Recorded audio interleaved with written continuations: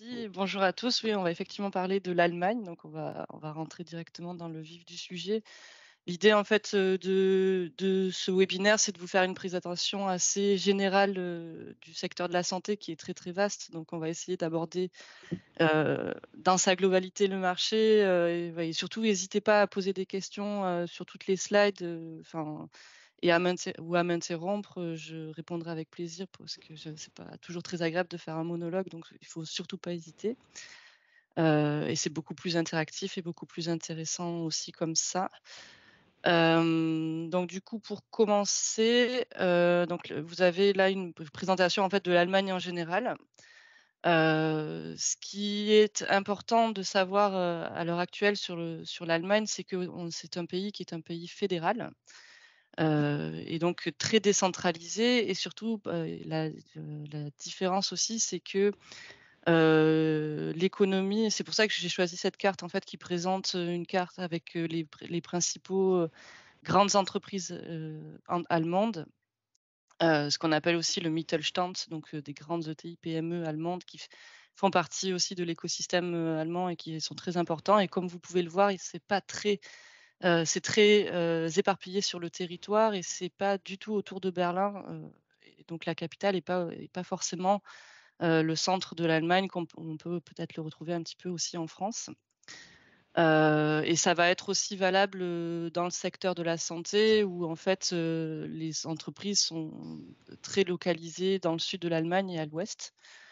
Et il y a une chose aussi qu'il faut savoir par rapport à la décentralisation et au fédéralisme, c'est que la compétence santé en Allemagne est au sein des Länder et pas forcément au niveau national et ça, c'est très important aussi pour tout ce qui est investissement, financement, mais ça, on aura l'occasion de le revoir plus tard. Je voulais faire un tout petit point aussi, sur des sujets qui sont pas très, qui sont des sujets d'actualité, mais qui sont pas très forcément, agréables. C'est les points covid, et guerre en Ukraine. À savoir que juste concernant l'impact sur l'économie, actuellement, la croissance allemande est négative. On est sur une croissance à 0,3 et on a des taux d'inflation qui sont très élevés avec +5 d'inflation et comme vous l'avez en France avec des prix, de l'énergie qui augmentent. Et ce matin encore, ils ont annoncé qu'ils se préparaient à avoir des problèmes d'approvisionnement en gaz puisque l'Allemagne est très, dépendante du gaz, russe, entre autres. Donc c'est juste pour que vous ayez ça à l'esprit aussi parce que ça peut impacter, l'économie de la santé en général. Et d'un point de vue covid, toutes les restrictions ne sont pas encore levées, mais ça devrait être le cas, en fin de semaine, même si, les chiffres sont très élevés. Mais je ne vais pas, m'étaler non plus trop sur ce sujet-là.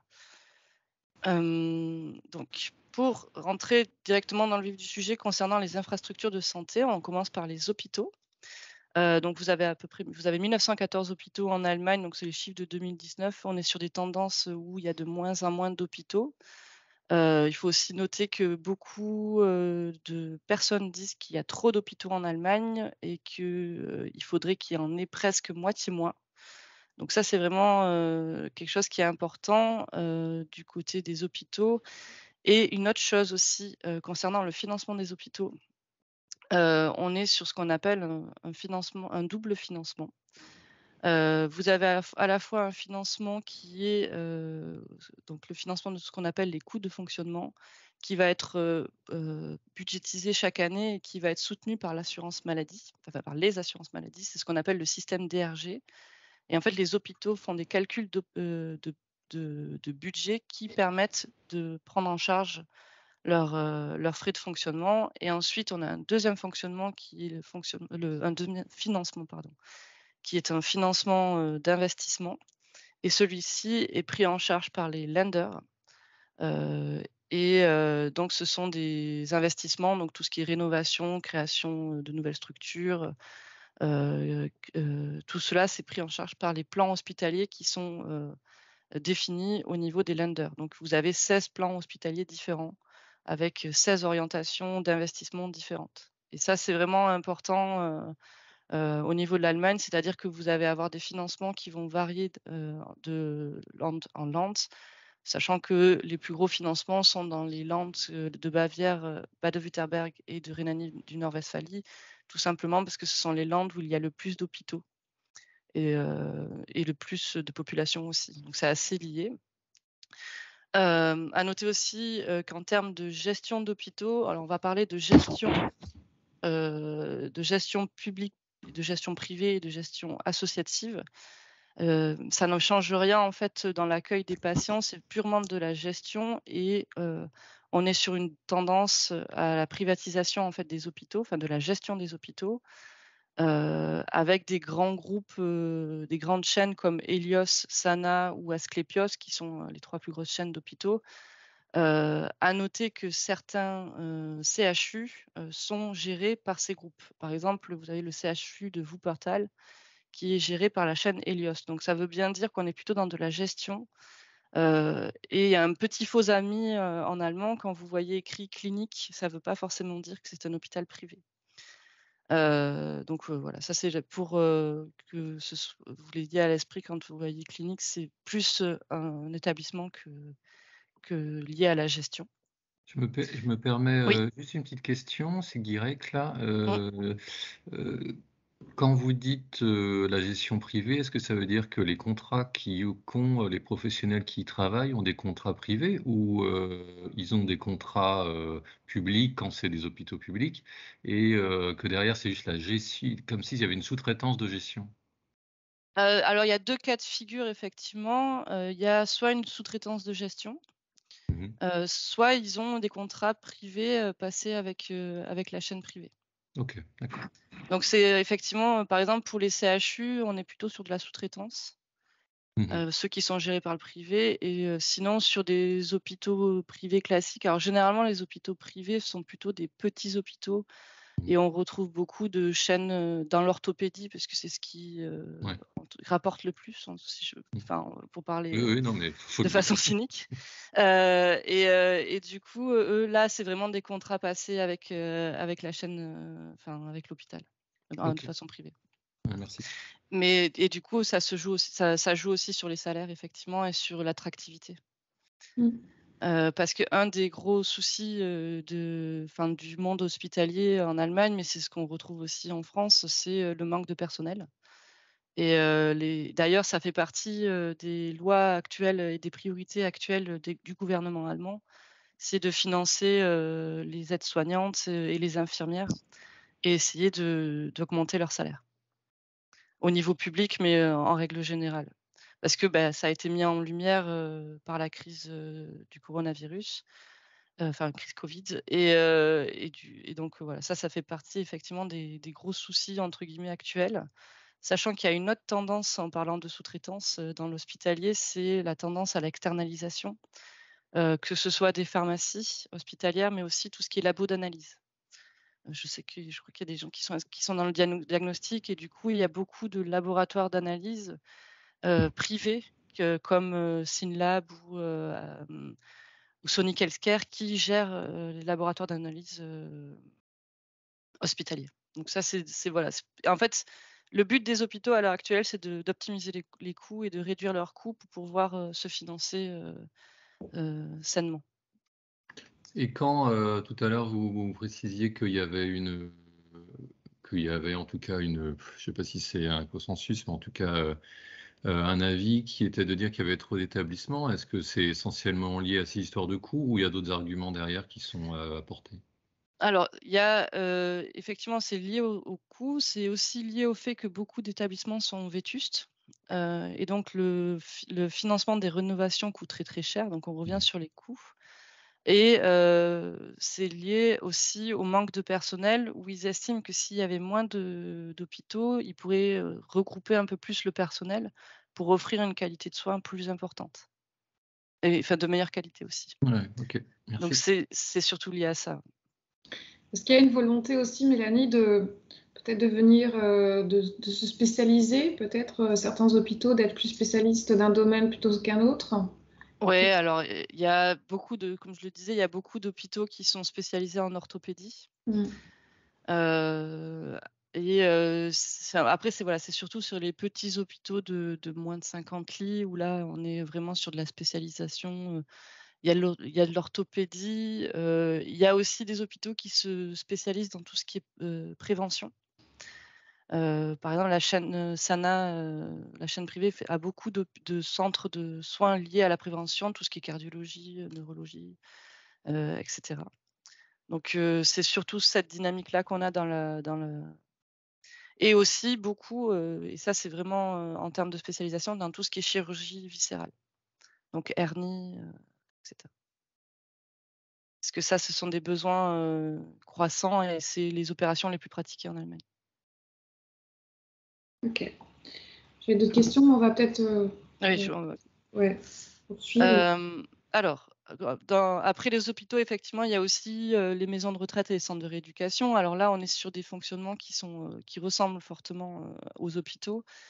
À noter que donc on est sur une gestion, en fait, de façon historique, les maisons de retraite étaient gérées par les associations. Alors quand je parle d'associations, c'est, des associations comme la Croix-Rouge, comme Caritas, tout ce qui est association ecclésiastique puisque l'Allemagne enfin l'Église en Allemagne, je parle l'Église, protestante ou catholique ou même enfin toute l'Église au sens large, n'est pas forcément séparée de l'État. Il y a une place très importante dans la gestion des besoins de la population et donc on la retrouve beaucoup, dans le suivi, enfin en silver economy en particulier, dans le soin à domicile, mais aussi le soin, en stationnaire.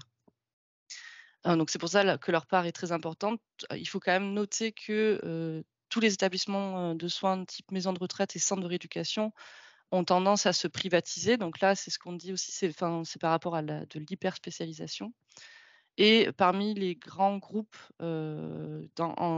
gestionnaires de maisons de retraite, on retrouve Korian en numéro 1 en Allemagne et on a aussi Orpea qui est le numéro 4. Donc les groupes français sont très présents en Allemagne. Et pour la rééducation aussi, c'est aussi des groupes, privés qui vont plutôt gérer, ce type d'établissement. Voilà. Après c'est un vrai enjeu, hein, mais ça c'est, enfin dans tous les pays occidentaux, le soin à domicile, et les maisons de retraite, c'est vraiment un enjeu hyper important pour l'Allemagne. Sachant que, d'un point de vue, enfin aussi, orientation, du gouvernement, allemand, l'idée est d'essayer de pousser au maximum pour que les personnes soient prises en charge à domicile.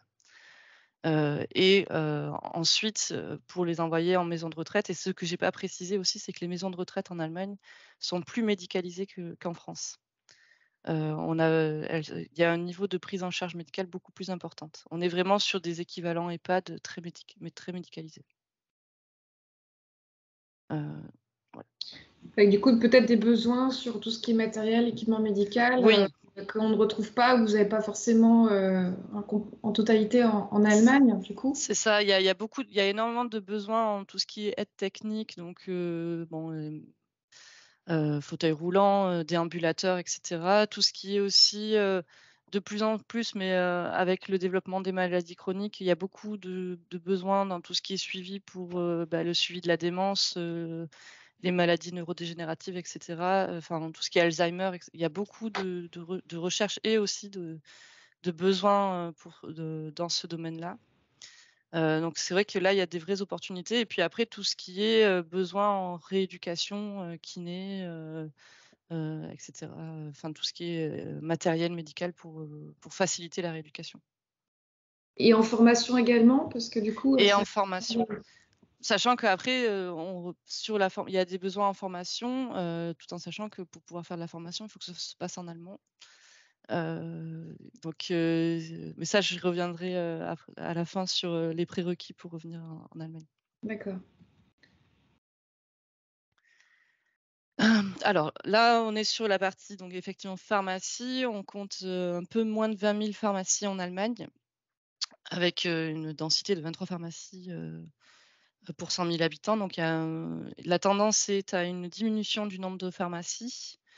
Ce que je peux dire concernant, les pharmacies, c'est qu'on est sur des modèles qui sont assez différents, de la France. Donc on est sur des petites pharmacies et l'espace parapharmacie est beaucoup moins, développé que ce qu'on peut trouver, en France. Tout simplement parce que la parapharmacie est fortement concurrencée par les magasins qu'on appelle les drogueries.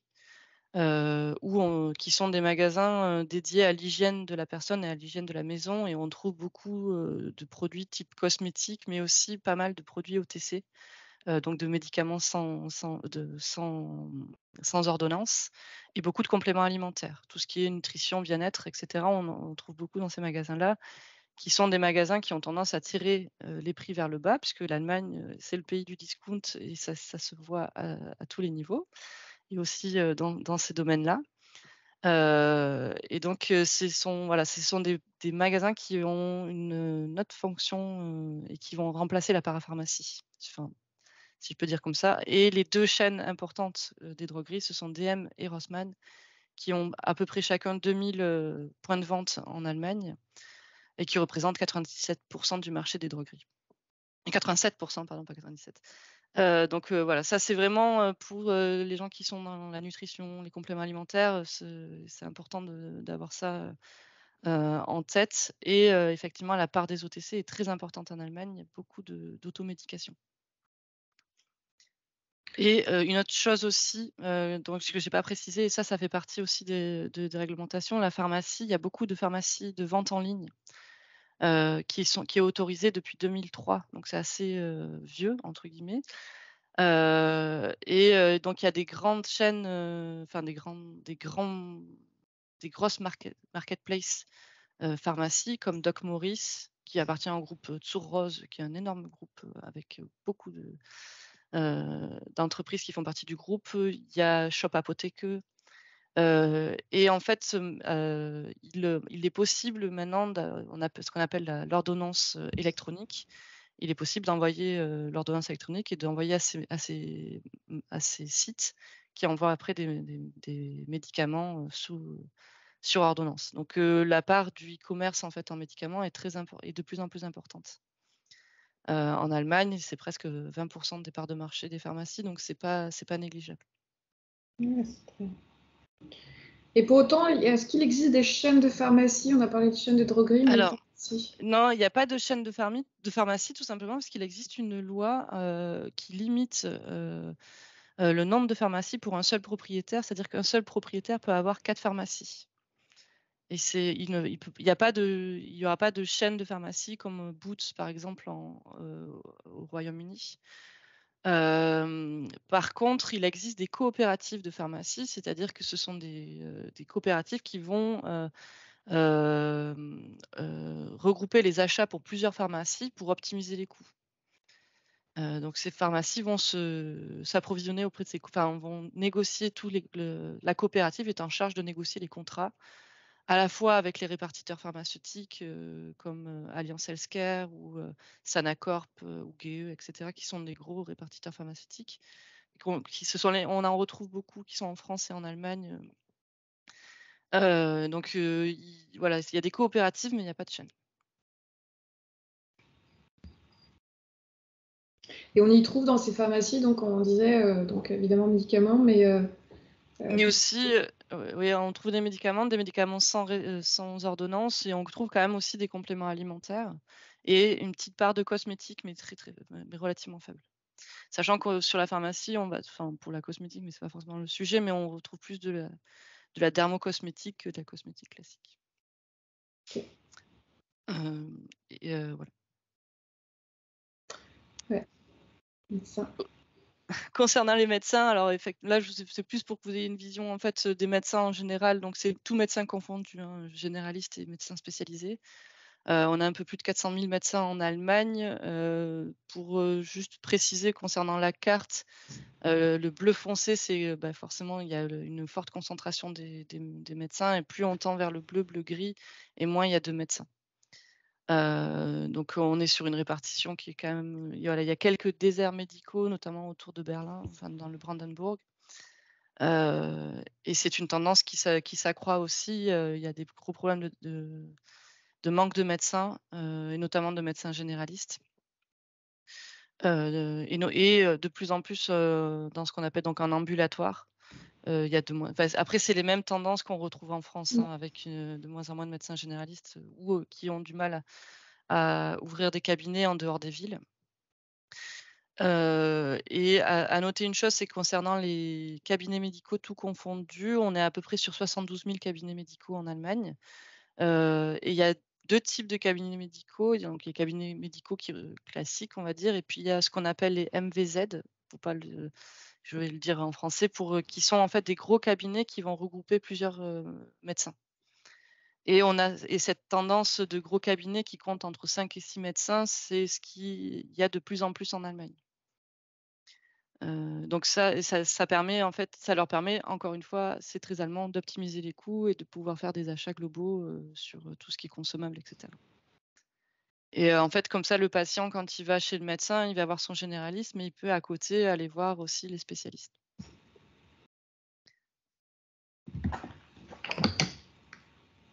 Donc voilà pour les médecins.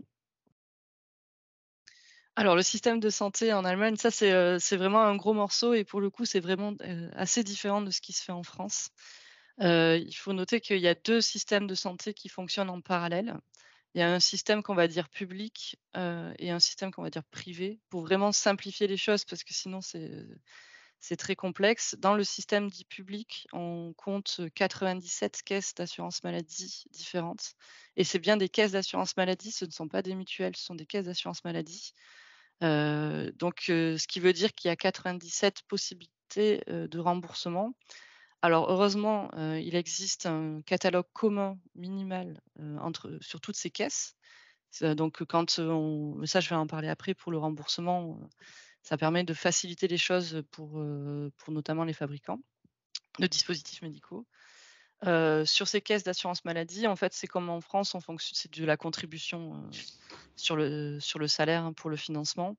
Et pour les caisses d'assurance, maladie privée, donc là, on en a une quarantaine et là, c'est un fonctionnement déjà un des critères pour pouvoir entrer pour être assuré au privé, c'est un critère, d'ordre financier. Il faut avoir un salaire minimum je crois qu'on est autour des 64 000 € bruts par an pour pouvoir être assuré au privé et puis après, il y a d'autres critères, qui sont, des critères, de santé parce que ces assurances, elles sont aussi là pour, gagner de l'argent. Il y a pas mal de check-up et cetera pour entrer dans ces caisses et là, sur le fonctionnement, on est plutôt sur un fonctionnement de contrat passé entre l'assuré et l'assureur. Voilà et une prise en charge qui est assez inégale, en fait, entre le privé et le public, même si, le gouvernement fait tout pour que ce soit, de plus en plus équivalent.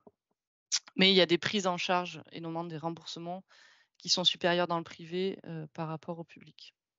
Et ça, on le voit beaucoup et pendant très longtemps, et justement, il y a une loi qui a été, passée pour éviter ça.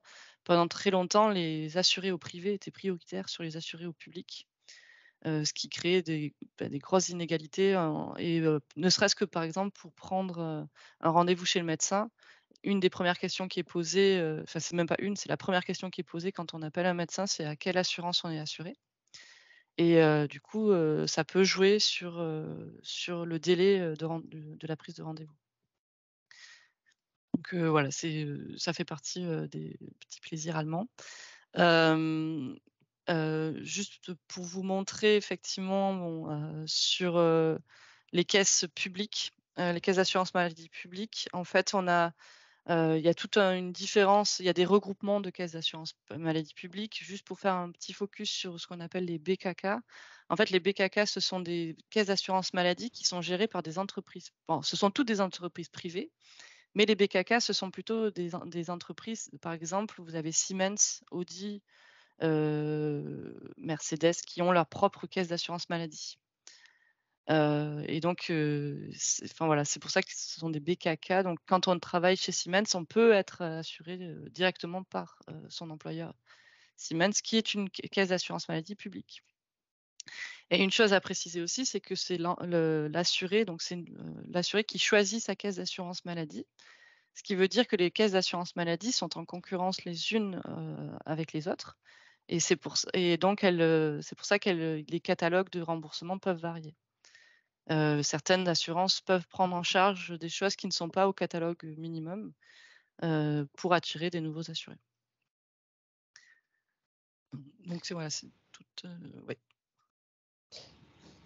Et du coup, quelle influence ça a, par exemple, pour une entreprise, en termes de, voilà, par rapport à la mise sur le marché de produits ou de solutions, etc. Est-ce qu'il, du coup, il y a des caisses qui sont, je sais pas, plus connues pour rembourser certains types de soins, de produits? Ouais.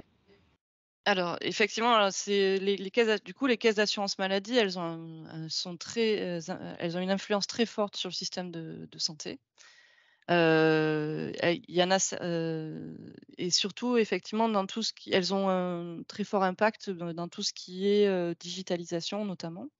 Il y a des caisses qui sont très avancées, sur la digitalisation comme donc une des plus grosses caisses, c'est la Techniker Krankenkasse, donc qui est la TK et la deuxième aussi en fait, qui est très avancée, c'est la Barmer et ces caisses-là sont très friandes de produits, on va dire digitaux type application, suivi à distance, prévention, voilà, tout ça, ce sont des caisses qui vont être, plus précurseurs, en fait, dans la digitalisation et à contrario, il y en a certaines qui vont être, plus en retard, et qui vont freiner aussi, l'évolution du système de santé.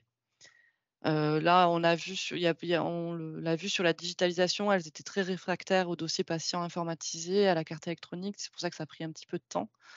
Tout simplement parce qu'elles avaient peur que ça leur, coûte de l'argent. Parce que ce sont des entreprises privées, donc il faut bien qu'elles, gagnent de l'argent aussi. Donc ouais, c'est vraiment une très, très grosse influence, mais je vais y revenir, vous allez le voir dans la partie prise en charge remboursement, pourquoi elles sont influentes. Mm. Alors justement, donc là, c'est, sur le remboursement, la prise en charge, de l'assurance maladie. Il y a la chose qu'il faut avoir à l'esprit, c'est que là, c'est vraiment les acteurs qui sont importants, mais c'est plutôt dans le remboursement pour l'enregistrement des dispositifs médicaux pour être remboursés, par l'assurance maladie. Donc, comme vous le voyez, il y a énormément d'acteurs qui entrent en jeu. L'acteur principal, toutefois, c'est le Gemeinsamer Bundesausschuss, qui est le GBA, on va dire, donc le GBA, où c'est, donc l'organisme qui est en charge, de prendre, les dossiers, de demande de remboursement, d'inscription au catalogue de remboursement, et qui va être en charge, d'étudier les dossiers et de récolter l'avis de tous les acteurs autour. Donc la GKV, c'est la Fédération des assurances maladies publiques. Vous avez la fédération, après la société allemande des hôpitaux qui va aussi donner son avis, sur, les dispositifs, les actes et cetera et l'association c'est l'équivalent de l'ordre des médecins, conventionné par le public et ensuite il y a également le ministère de la santé, fédéral et tous les instituts pour vérifier la qualité et la sécurité des produits. Donc il y a beaucoup d'acteurs, ça prend beaucoup de temps, de faire enregistrer un dispositif médical. On parle de entre 6 mois à 18 mois, sachant que les Allemands sont quand même, très organisés pour parler dans le cliché, mais c'est pour le coup relativement vrai. Il y a des dossiers à monter avec toutes les pièces à fournir et si les dossiers sont très bien montés d'entrée et que la preuve, médico-économique est prouvée, d'entrée, ça va plutôt vite pour, faire enregistrer son produit pour un remboursement. Par contre, voilà, ce qui prend du temps, c'est si le dispositif, est très innovant et qui n'existait pas avant, il faut des études cliniques pour prouver, son impact, médical, mais aussi économique. On est toujours dans l'optimisation, des coûts. Ça fait partie des critères qui sont les plus importants, tout en sachant que pour pouvoir être remboursé, il faut bien sûr être, certifié CE, et avoir tous, les certifications de qualité et cetera. Donc ça, ça fait partie des prérequis. Là, on est vraiment sur le dispositif médical. Après, sur la partie, hospitalière, c'est le système DRG et on est sur une tarification à l'acte. Qui est un petit encore plus, qui est aussi assez complexe et on est plutôt sur de la thérapie et des opérations. Donc si des opérations existent déjà, il est possible de faire rembourser, via ces opérations-là. Après sinon, il faut créer des nouveaux codes et cetera. Donc c'est très, très complexe. C'est la même chose aussi au niveau des cabinets médicaux. Il y a des remboursements d'actes, des honoraires médicaux, et du coup, si les actes existent, il est possible de faire rentrer son diagnostic dans ces actes-là. Enfin voilà, c'est assez complexe comme sujet. On va peut-être parler après de voilà, comment effectivement prouver que c'est économiquement intéressant, etc. On y reviendra après. Alors, du coup, pour prouver que c'est économique, médicaux, intéressant d'un point de vue bénéfique, c'est tout ce qui est études cliniques, hein, avec les retours scientifiques, sachant que les Allemands aiment bien que les études cliniques soient faites en Allemagne. Ils prennent en compte effectivement les études en France, etc. Mais bon, la plupart du temps, ils aiment bien quand même que ce soit aussi prouvé en Allemagne. C'est de la préférence nationale, hein, c'est pas... Même si maintenant, il y a une loi européenne qui va passer sur les études cliniques qui permet d'uniformiser tout cela. Je ne sais plus exactement quand est-ce qu'elle va passer, et qui du coup met au même niveau les études cliniques au niveau européen. Donc il y a ça, et d'un point de vue donc les études cliniques, effectivement, elles permettent de montrer le bienfait thérapeutique, mais aussi économique, avec des preuves économiques que ça permet de faire, par exemple, gagner du temps. Donc ça diminue les normes des opérations, les diagnostics, etc. Donc tout ça doit être prouvé d'entrée à la partir du moment où on souhaite faire rembourser son dispositif médical par l'assurance maladie en Allemagne. Alors, j'avais 2 questions. Oui.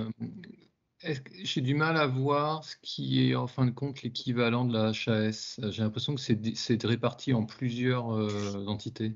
Oui, c'est réparti en plusieurs entités, sachant que l'équivalent de la HAS n'est pas sur Ah d'accord. sur ce graphique. OK. L'équivalent, c'est le BFARM, OK. Ah ouais. qui est en fait l'institut il n'est pas noté, mais il est aussi important, mais il n'est pas sur ce graphique, parce que sinon ça avait encore plus d'acteurs. C'est l'institut qui va être en charge de vérifier la sécurité et la qualité des dispositifs médicaux et des médicaments mis sur le marché. Et donc effectivement, après, voilà, ils ont des rôles chacun spécifiques. Je crois que la HAS, si je dis pas de bêtises, ça regroupe quand même vraiment tous les rôles. Là, on est sur chacun a vraiment sa mission. Et j'avais une autre question, c'est peut-être pas évident, mais en France, par exemple, pour les aides techniques, le financement est fait par les départements. Il y a une vraie autonomie des départements à évaluer la prise en charge de ces aides techniques via les MDPH, etc., notamment. Et en Allemagne, est-ce qu'il y a, au niveau des aides techniques, autonomie, grand âge ou handicap, est-ce qu'il y a des équivalents à ça? Alors, les aides techniques, il y a un catalogue qui s'appelle le Readat, Ouais. où, en fait, toutes les aides techniques qui sont enregistrées, doivent être enregistrées dans ce catalogue, et c'est plutôt géré, alors étonnamment, au niveau national, ce qui est Ah ouais. assez... Et en fait, c'est pour pouvoir obtenir des financements au niveau, effectivement, alors du Land, mais aussi en Allemagne, on va parler de Kreis, qui est plus petit qu'un département Mmh. français, et du coup, il faut absolument que les aides techniques, elles aient un numéro qui s'appelle le Hilfsmittelverzeichnis, qui est un numéro d'aide technique, pour Mmh. traduire. En fait, ça permet à l'assuré ensuite d'obtenir des financements et des remboursements auprès de ses caisses et auprès des autorités locales. Sachant que pour les financements d'aide technique, enfin au niveau du handicap, etc., enfin, ou de la perte d'autonomie, c'est le Kreis qui va être en charge, et donc c'est au niveau des villes, par exemple, pour citer Düsseldorf, là où on est, c'est la ville de Düsseldorf qui va étudier les dossiers pour D'accord. obtenir du financement. Donc OK. c'est encore plus, Ouais, voilà. c'est autre chose. Ouais. OK, Mmh. merci. Sachant qu'il y a c'est vrai que j'en ai pas parlé, mais à côté des pharmacies, il y a un magasin qui s'appelle les Sanitätshaus, qui est un magasin, enfin, qui sont des magasins de vente de matériel médical, mais plutôt des aides techniques, et c'est là où les gens vont se fournir en aide technique. Ils partent Mmh. pas forcément par la pharmacie. Oui, oui, c'est un peu les Mais la Bastide en C'est France, ça, des trucs ouais. comme ça. Ouais, C'est d'accord. des équivalents de la Bastide, mais beaucoup plus petits et il y a à peu près 15 000 Sanitätshäuser, enfin, en Mm. Allemagne. Et donc, vraiment là où, quand on a besoin d'une orthèse ou on appelle ça en français, d'un fauteuil roulant ou Mm. d'un déambulateur, c'est chez eux qu'on va et pas à la pharmacie. Ok.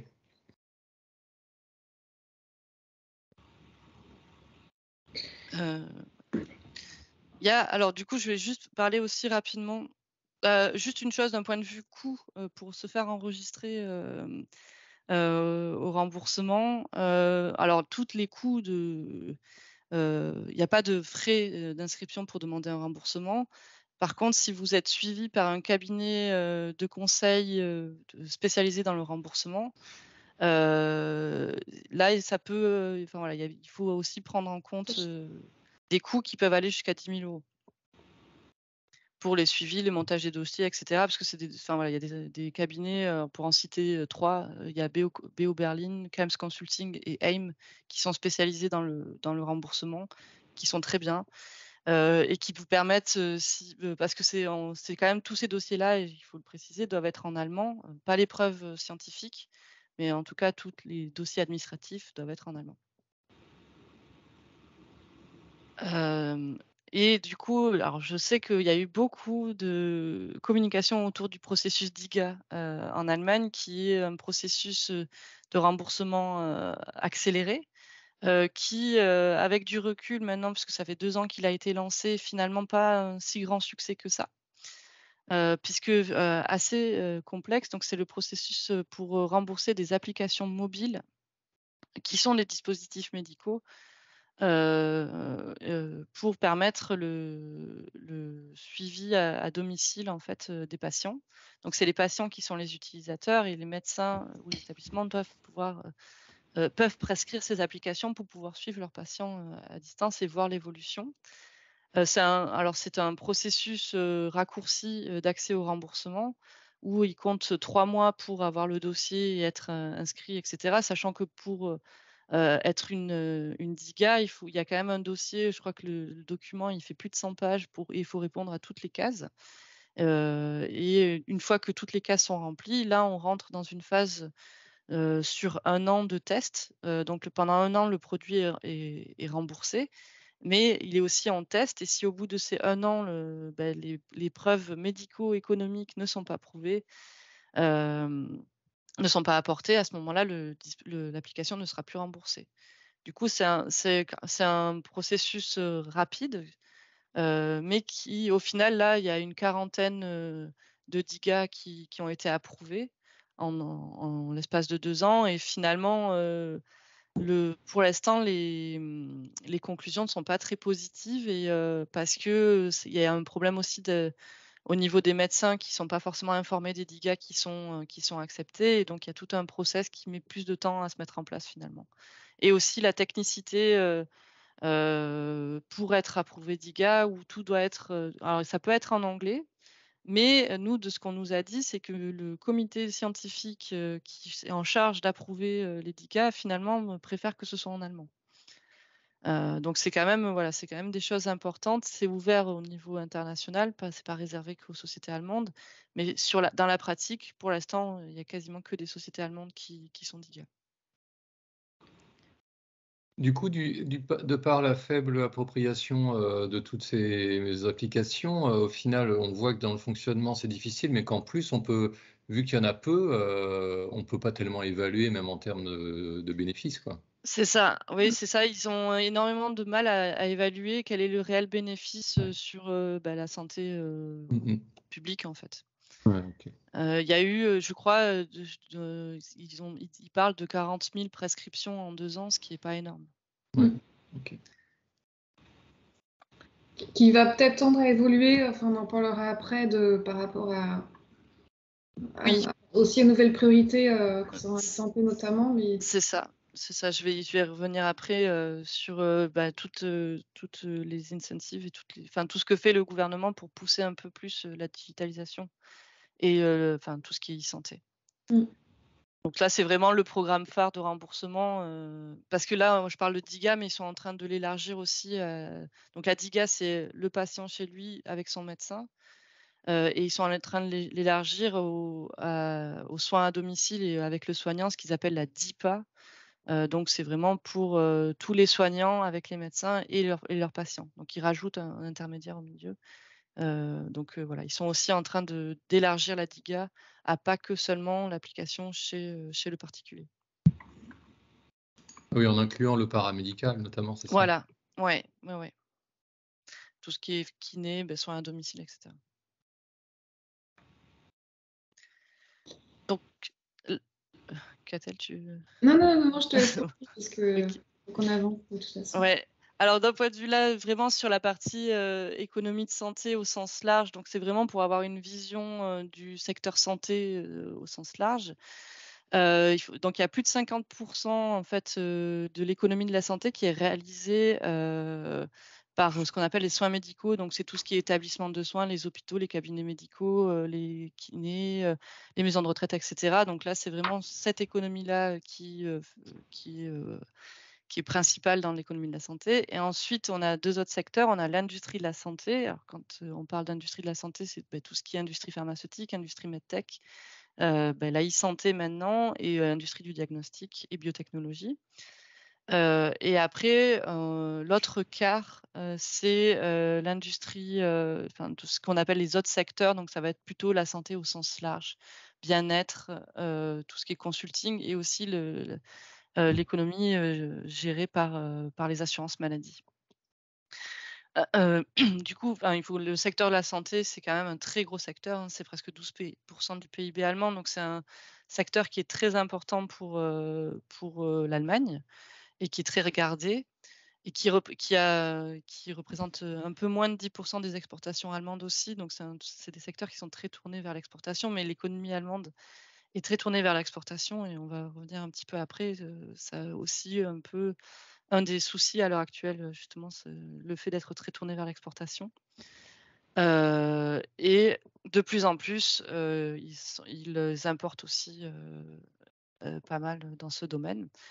J'ai fait quelques focus, je veux juste parler de l'impact Covid parce que ça, depuis 2 ans, ça a quand même beaucoup joué.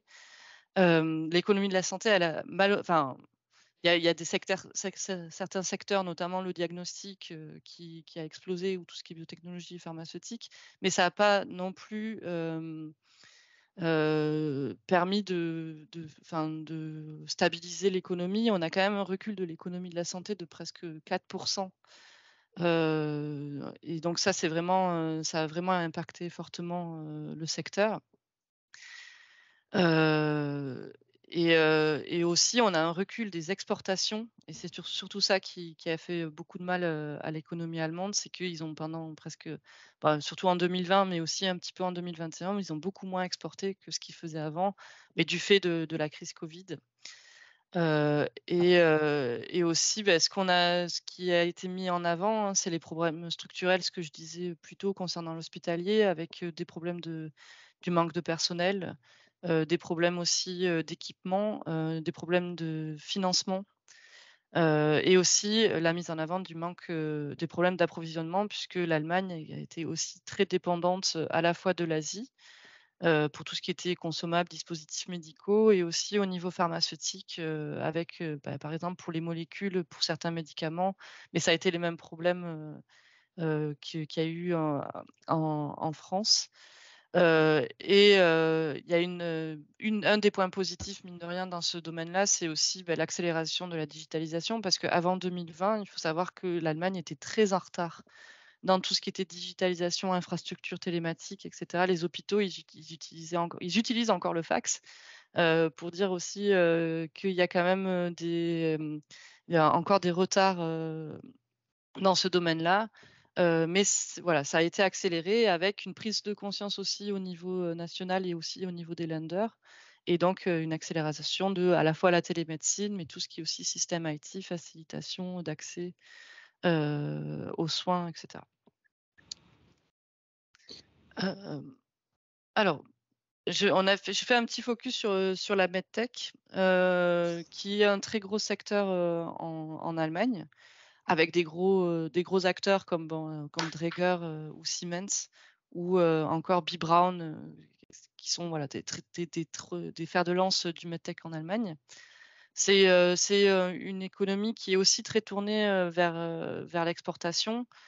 Et c'est surtout c'est le troisième marché mondial et c'est le premier marché européen, qui est assez loin devant la France, si je peux me permettre de le dire. Et du coup et aussi, c'est un secteur qui est très innovant et qui investit beaucoup, dans la R&D et qui est très ouvert aussi, aux partenariats technologiques.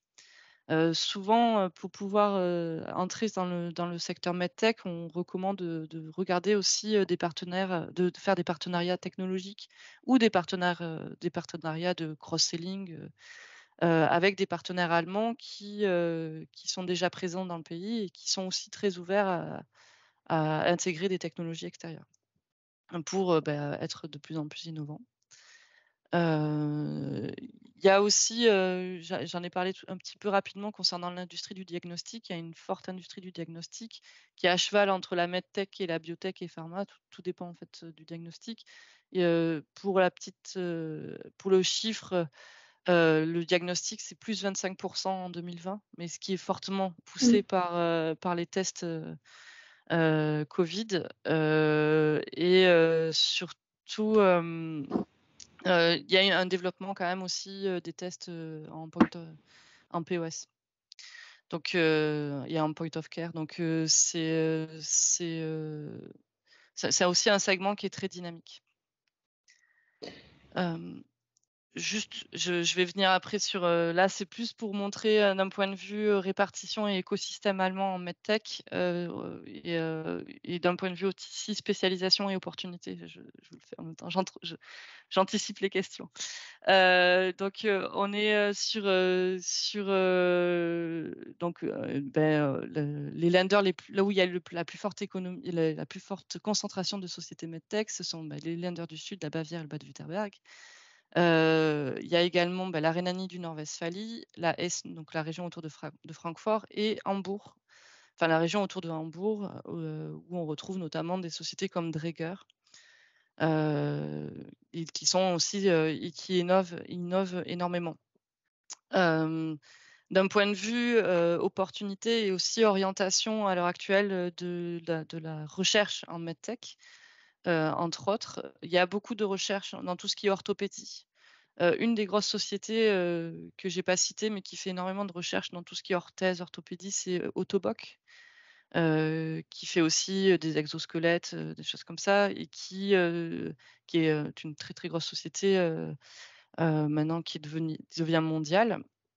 Donc il y a beaucoup de recherches en orthopédie, il y a beaucoup de recherches en cardiologie et dans tout ce qui est maladies neurodégénératives et rééducation.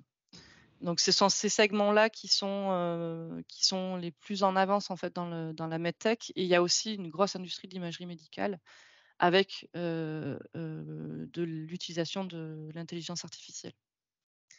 Entre autres, enfin voilà, ce sont après c'est des segments qu'on retrouve, enfin voilà, c'est pas, il y a rien d'original, dans les segments qui sont les plus porteurs, à l'heure actuelle.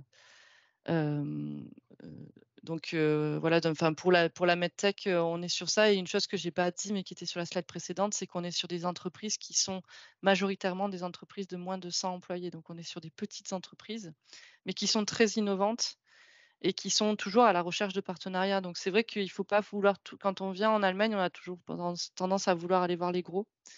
Et il y a beaucoup de petites entreprises qui paraissent pas comme ça, mais qui sont, très innovantes et il y a une autre chose aussi, que j'ai pas précisé, c'est qu'ils travaillent beaucoup avec les instituts de recherche, notamment des instituts de recherche, en recherche spécialisés en recherche appliquée qui sont par exemple les Fraunhofer, qui, permettent aux entreprises de développer des nouvelles technologies et qui font beaucoup de consortiums, de développement de nouvelles applications, notamment pour aller chercher, des financements européens. Tout simplement parce qu'en Allemagne, ils, financent beaucoup moins la recherche qu'on peut trouver qu'on peut avoir, il y a beaucoup moins de financement de la part des lenders et du gouvernement pour obtenir, des crédits de recherche, par exemple. Donc, ils vont souvent aller chercher des financements au niveau européen. Et donc, ils font des consortiums de plusieurs entreprises, de plusieurs centres d'instituts de recherche pour aller chercher ces financements. Donc ça, c'est quelque chose qu'il faut avoir. Et du coup, on a souvent des consortiums avec des entreprises, même aussi au niveau français, allemand, instituts de recherche, pour être, voilà, on est beaucoup dans le collaboratif et le Et, collectif. et pour autant, ils publient, par exemple, quand il y a, par exemple, des entreprises qui recherchent des partenaires, où est-ce qu'on peut trouver l'info? Comment ça peut arriver ici? Alors, il y a des publications, notamment le TIM, qui est l'équivalent, il travaille, l'équivalent du ministère de l'économie. Enfin, il lance souvent des appels à projets. Là, le dernier en date, c'était plus lié à la crise Covid. Et il y a aussi, il y a des appels à projets franco-allemands, notamment dans tout ce qui est utilisation de l'intelligence artificielle et la robotique. Ces appels à projets sont généralement au niveau européen aussi. Donc il faut toujours regarder le site européen d'appel à projets, c'est le TED, qui est aussi celui qui permet d'avoir accès aux appels d'offres européens. En fait, voilà, ça va être plutôt à ce niveau-là, ou sinon il faut faire de la veille au niveau des lenders et des ministères de la santé locaux, enfin, parce qu'il y a, du coup, il y a 16 ministères de la santé. Il y en a 17 avec le fédéral et 16 petits. Enfin, petits, on s'entend. Et donc, c'est comme ça qu'on peut savoir plus ou moins les orientations de la recherche. Aussi, au niveau des plans hospitaliers, on peut voir aussi quelles sont les orientations. Et après, il y a des acteurs, mais je vais y revenir un petit peu après, qui sont les clusters aussi, qui permettent aussi de savoir quels sont les projets à l'heure actuelle qui auraient besoin d'un soutien d'une entreprise ou d'une institution, d'un institut. Mais c'est voilà, après, comme il y a beaucoup d'acteurs en Allemagne, c'est toujours difficile de savoir qui a l'information et qui. Voilà. Ouais. Donc c'est toute la difficulté. C'est voilà, c'est la beauté de la décentralisation, c'est que il y a beaucoup d'acteurs. Donc là, c'est pour la medtech. Je parle un petit peu plus rapidement de la pharma et biotech, qui est aussi un très, très gros secteur, et qui a été mis en avant, là, notamment avec BioNTech, sur le vaccin ARN. Et du coup, qui est un segment qui est quand même qui est en croissance en 2020, forcément, puisqu'ils ont été très sollicités. Et qui est qui à la fois la pharma et la biotech, mais c'est très lié, donc c'est pour ça qu'on en parle en même temps. Qui sont très tournés au niveau recherche, et notamment tout ce qui est thérapie personnalisée, vaccin ARN, développement de nouvelles molécules. Enfin voilà, donc c'est très innovant. Et c'est aussi un des miroirs de l'économie de la santé en Allemagne, donc ils sont très regardants sur ce segment-là. Ouais, est-ce qu'il y a des domaines particulièrement de recherche? Est-ce que tout ce qui est maladies infectieuses, enfin, est-ce qu'il y a des... Il y a beaucoup de recherches en oncologie, en immunologie. Tout ce qui est maladies infectieuses aussi, effectivement. Alors sur le développement aussi, là on revient sur l'industrie du diagnostic, sur le développement de réactifs pour accélérer tout ce qui est test en point of care sur différents types d'infections ou différentes maladies, ou tout ce qui est hématologie aussi. Il y a beaucoup de recherches en hématologie. Et pareil, ces entreprises sont accompagnées un peu comme pour les medtech, c'est-à-dire qu'il y a des centres de Ouais. recherche, etc. dédiés. Il y a des centres de recherche dédiés. En fait, les centres de recherche, c'est vrai que j'en ai pas trop parlé, mais les centres de recherche sont très spécialisés. Et donc, on est sur les mêmes fonctionnements que pour la medtech, qui travaille aussi en collaboration à la fois avec les centres universitaires, les centres de recherche type Fraunhofer, tout ce qui est aussi Max Planck. On va plus retrouver du Max Planck en pharma.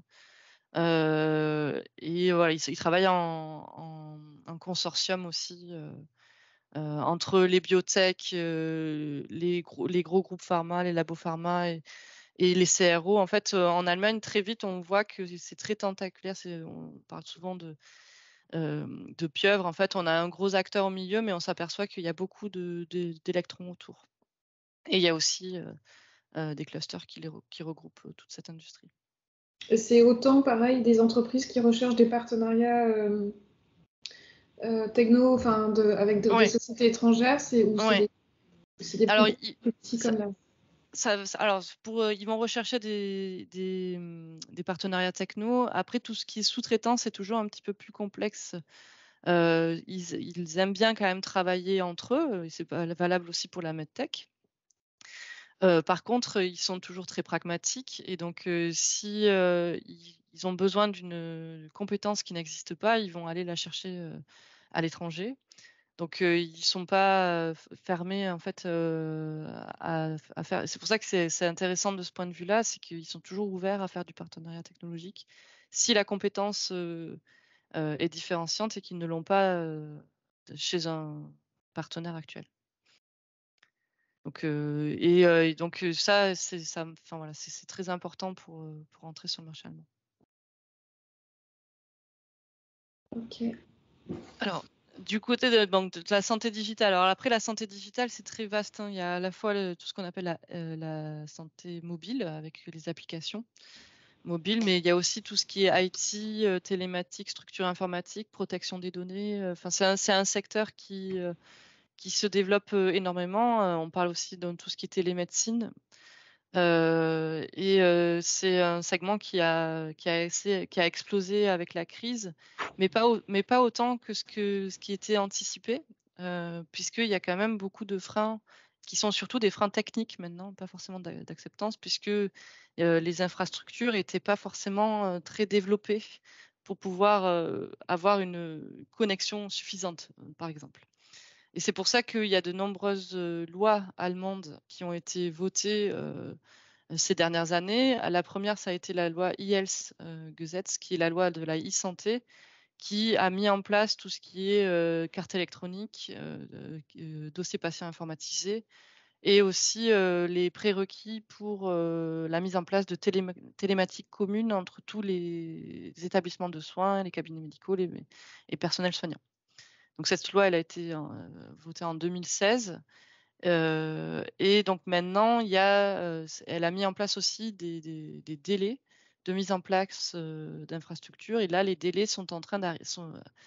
Pour les hôpitaux, c'est à fin 2022 pour que tous les hôpitaux soient équipés d'un système de télématique relié au dossier patient et à la carte électronique. Les pharmacies, c'est en cours, les cabinets médicaux aussi. Et je crois que le dernier délai est à 2024 pour tout le monde.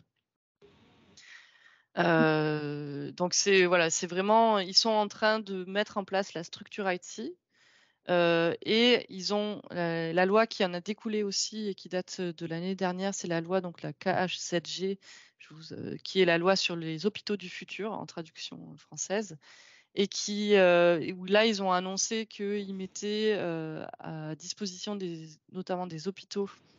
Ils ont débloqué des fonds qui sont des fonds de ces 4 milliards d'euros qui ont été dédiés à la modernisation des infrastructures IT. Donc c'est 1 milliard qui sont par les lenders et 3 milliards par le gouvernement fédéral. Et en fait, cette loi, c'est surtout pour l'amélioration des systèmes IT, tout ce qui est protection des données, puisque les Allemands sont très regardants sur la protection des données et encore plus sur les données de santé, qui sont des données sensibles. Et ça explique aussi beaucoup pourquoi ils ont mis beaucoup de temps à mettre en place les dossiers patients informatisés, la carte électronique, parce qu'il y a eu énormément de débats sur la protection des données, qui a accès, comment elle est utilisée, où elle est stockée. Et ça, c'est d'un point, enfin voilà, c'est surtout historique, hein. C'est pour ça qu'ils sont très sensibles sur cette question. Et donc là, ça s'accélère maintenant parce qu'ils ont enfin trouvé des consensus sur ces questions-là. Et enfin, donc là, c'est pour la partie IT, et la DIGA, ça a été vraiment pour pousser tout ce qui est suivi à domicile des patients et utilisation des applications mobiles, qui sont des dispositifs médicaux. Voilà, ça, c'est vraiment les 3 lois sur la digitalisation qui sont mises en place, sachant que la IELTS, Gesetz, je ne l'ai pas dit, c'est aussi le développement de la télémédecine, mais et tout ce qui est prise en charge de la télémédecine, et notamment de tout ce qui est téléconsultation. Ça a été mis en place dans cette loi-là, mais là, on est encore. Voilà, après, on est sur pour la télémédecine, c'est des négociations suivant si c'est du télémonitoring, de la téléconsultation, en cardiologie, en pneumologie, etc. Donc, ça prend encore du temps à être mis en place, mais ça s'est accéléré et il y a des gros acteurs qui ont accéléré toute cette mise en place de la télémédecine. Alors, Doctolib est présent en Allemagne, mais c'est pas forcément un des plus gros acteurs, mais il y a des acteurs du groupe Zur Rose que je citais notamment avec Doc Maurice qui ont racheté beaucoup d'entreprises et qui ont accéléré tout ça. Ils ont racheté notamment Téléclinique, qui est un gros acteur de téléconsultation et qui permettent à l'heure actuelle d'accroître encore plus la digitalisation du secteur. Ça, c'est des réglementations qui datent, qui sont quoi, récentes, ça? Oui, c'est la ILSQZ, c'est 2016. La loi de l'hôpital sur les hôpitaux du futur, c'est 2021. Et la DIGA, c'est 2020. Donc, on est vraiment c'est très récent. C'est très récent, sachant que la carte électronique, c'est la société Gematik qui est en charge de son implémentation et ils en parlent depuis 2007 et c'est effectif depuis 2016. Donc voilà, ça peut montrer le temps que ça peut prendre pour mettre en place des solutions digitales en Allemagne. Donc, et il y a eu des problèmes aussi d'acceptation, de mise en place. Enfin voilà, c'est encore une fois, comme il y a beaucoup d'acteurs et il faut convaincre beaucoup de personnes, à la fois les caisses d'assurance maladie, les personnels de santé, les professionnels de santé, etc. Donc, ça prend du temps, mais ça s'est accéléré et c'est un des bénéfices. Il y a toujours des points positifs dans les crises. C'est que la crise actuelle a permis de prouver que la digitalisation, c'était pas une mauvaise chose. Parce que jusqu'à présent, les Allemands étaient assez réfractaires. Donc, après, sur la partie digitale, à l'heure actuelle, tout ce qui est intelligence artificielle, c'est vraiment et robotique, mais là, on est vraiment entre le medtech digital. C'est vraiment ce qui a le vent en poupe à l'heure actuelle. Ok. Je vais continuer. Je ne sais pas s'il y a des questions. Direct, non, sur la e-santé, non, tu n'as pas de questions particulières? Non, ça me va. J'ai quelques nouvelles infos, mais j'avais des infos aussi sur les lois passées, etc. Merci. Alors, du coup, là, je vous ai mis les principaux clusters qui regroupent à la fois des clusters qui seront plus MedTech comme Medical Valley du côté de Nuremberg ou Health Capital du côté de Berlin. Et puis après, il y a des clusters qui sont plus pharma comme BioRN ou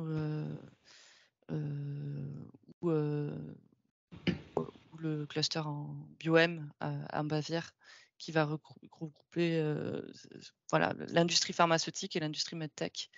Ils sont très actifs et ils sont très influents sur l'industrie. Et donc, c'est toujours intéressant aussi d'aller voir aussi parce que c'est eux il y en a beaucoup maintenant qui ont des incubateurs aussi de start-up. Et qui ils permettent aussi de regrouper un peu toute l'industrie et pour savoir un petit peu effectivement les projets actuels, les tendances, c'est des acteurs qui sont très actifs de ce point de vue-là. Et qui travaillent en réseau avec d'autres clusters à l'étranger ou c'est ils sont... Oui, ils travaillent notamment par exemple Medical Valley ou BioM, ils travaillent avec d'autres clusters. Ils vont par exemple travailler avec Medicine en Île-de-France. Donc ils ont pas mal de partenariats effectivement avec des clusters étrangers.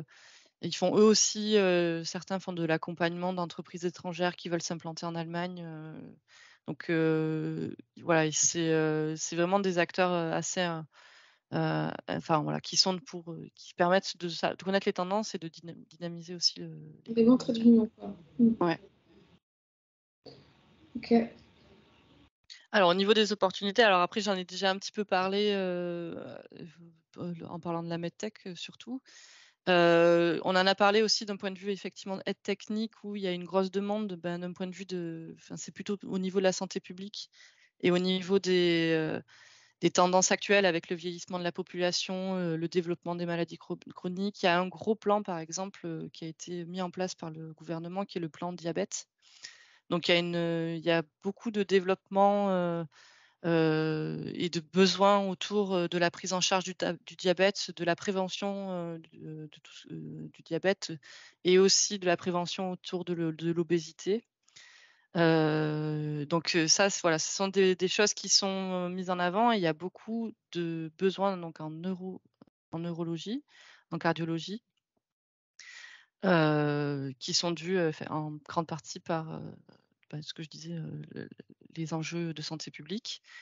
Et là, les choses, j'en parlais tout à l'heure, mais de la digitalisation du secteur de la santé, c'est aussi, il y a beaucoup d'opportunités dans ce segment-là. Parce que les sociétés allemandes ont mis du temps à s'intéresser à ce segment, mais ça s'est accéléré. Donc il faut pas trop tarder si on a un dispositif intéressant. Et aussi, et là, ce sont des enjeux qui sont européens, c'est la sécurisation des approvisionnements. Là, les Allemands se recentrent un petit peu plus sur l'Europe pour acheter et pour sous-traiter aussi. Alors après, avec la guerre en Ukraine, ils sont assez inquiets parce qu'ils avaient beaucoup sous-traité dans les pays de l'Est. Donc, il y a beaucoup, par exemple, de sous-traitants de l'industrie pharmaceutique, mais aussi medtech qui sont en Pologne ou en République tchèque.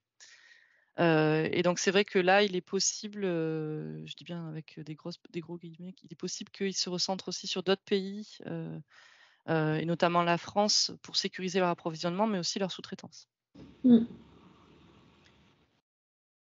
Donc voilà, ça c'est les grands segments, mais comme j'en ai parlé plus ou moins avant, je vais pas forcément dire plus.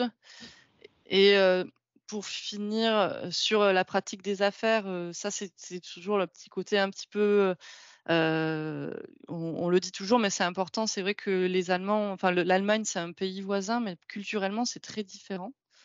Parce que les Allemands ne sont pas des latins, c'est un pays nordique et donc du coup, il y a des prérequis, à avoir en tête, quand on vient en Allemagne. D'un point de vue déjà pratique des affaires où c'est des gens qui travaillent beaucoup sur la confiance, sur le respect des délais, le respect des engagements, ils sont très factuels, beaucoup moins dans l'émotionnel. C'est-à-dire que les Allemands, quand on fait un rendez-vous avec eux, ils vont de suite, poser des questions techniques, prix, bénéfices. Ils vont pas forcément faire d'abord du small talk, de la discussion ou apprendre à se connaître. Il peut y avoir, ça arrive très souvent maintenant il n'y a pas de rendez-vous et qu'avant les rendez-vous, ils demandent toutes les informations techniques, les informations prix, qu'est-ce que ça va leur apporter. Et ensuite, si toutes ces questions ont été répondues, ils peuvent faire un rendez-vous après pour discuter contrat. Et ça, c'est vraiment, très important et ça peut être très déroutant, pour les entreprises françaises parce que c'est un fonctionnement totalement différent. Il y a aussi une autre chose, qui est là beaucoup plus, pratique, c'est sur les partenaires commerciaux. Notamment si on est amené à travailler avec des distributeurs locaux, il faut avoir en tête que les distributeurs en Allemagne sont souvent des petits distributeurs régionaux et qui vont couvrir une région et ils sont pas forcément, nationaux. Et ça c'est assez, c'est souvent le cas, et en medtech, et en diagnostic. Nous on conseille souvent d'avoir 2 ou 3 distributeurs qui vont couvrir l'ensemble du territoire. Il faut faire attention avec, les distributeurs nationaux qui ont souvent un profil de grossistes. C'est-à-dire qu'ils vont avoir, 30 000, références dans leur catalogue et en fait, ils vont, surtout répondre à la demande du client et pas forcément pousser les produits. Donc ça, c'est des choses qui sont, assez spécifiques au marché allemand, et donc c'est important d'avoir ça en tête. Et d'un point de vue prérequis, il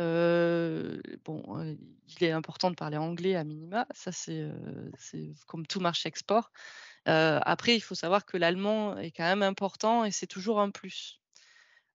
Pour aborder le marché allemand dans un premier temps, l'anglais, est suffisant, mais très vite, on s'aperçoit que l'allemand permet de déclencher, beaucoup de choses. C'est un petit peu comme, en France, hein, on va pas se mentir. En France, on préfère parler français. En Allemagne, ils vont préférer parler allemand, surtout quand il s'agit de leur marché. C'est un peu assez, paradoxal, vu qu'ils sont très tournés sur l'export et qu'ils ont pas de problème à parler anglais. Mais c'est vrai que quand il s'agit de leur marché, et après ça dépend aussi, des typologies, de clients ou d'utilisateurs qu'on vise. Mais c'est vrai que l'allemand, et on le voit surtout sur les solutions digitales. Quand, le dispositif ou le logiciel est utilisé par des utilisateurs finaux, il vaut mieux que ce soit en allemand. Et ça, c'est relativement important. Et aussi, quand on vient sur le marché allemand, il faut être très préparé à répondre aux questions prix. Il faut répondre aux questions techniques, et du coup, c'est pas un marché qui va s'improviser. Mais comme tous les marchés à l'export, hein. Mais voilà, c'est vraiment, il faut être préparé à toutes les questions techniques et prix. Voilà, d'un point de vue pratique des affaires.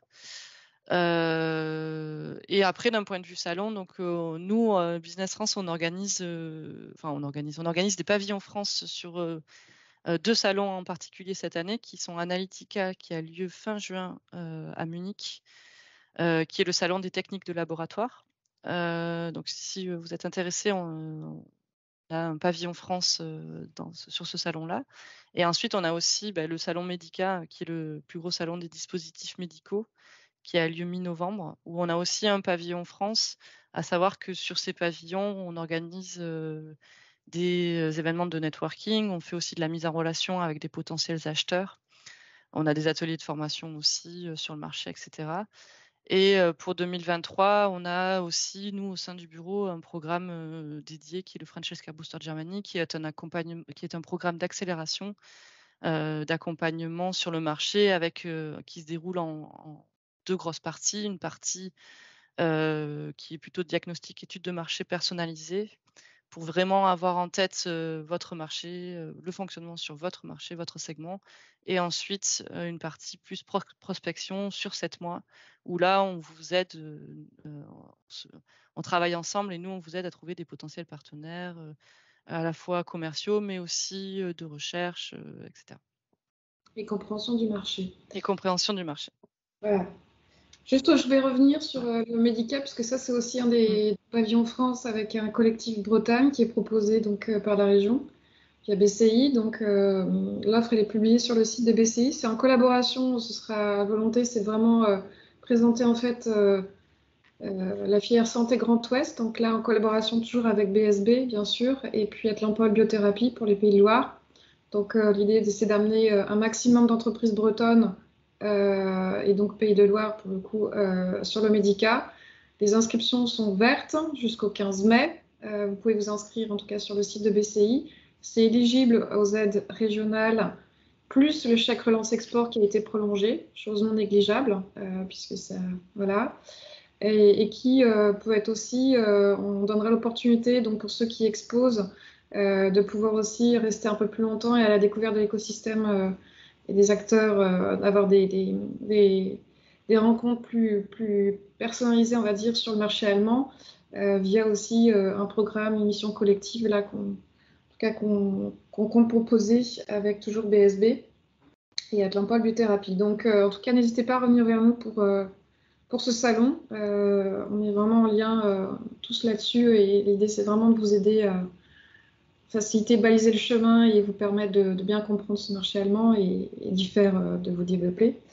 Vous dire aussi que donc prochaine étape, c'est donc cela, hein, le Medica. Donc rappelez-vous, avant le 15 mai, il faut s'inscrire, manifester votre intérêt, soit pour le salon, soit pour une mission collective ou pour autre chose. On vous accompagnera bien volontiers avec Mélanie sur aussi votre projet. Et puis donc je terminerai là-dessus. Donc prochaine prochaine next step concernant le parcours filière santé. Donc, ce sera le Mexique le 18 mai. Donc, avec nos collègues, je l'ai dit tout à l'heure, de Business France. Donc, vous expliquer ces opportunités. Et le programme est en cours aussi de construction pour la rentrée à partir de septembre pour essayer de vous présenter, comme on vient de le faire aujourd'hui avec brio, Mélanie. Merci beaucoup. Les marchés de la santé. Voilà. Et donc, écoutez, en tout cas, avec grand plaisir pour vous retrouver très prochainement, discuter sur votre projet, apporter toutes les précisions dont vous auriez besoin. Et puis, sur ce, je vous dis merci, à bientôt. Merci beaucoup à tous. Merci. Au revoir. Merci. Bonne journée. Au revoir. Au revoir.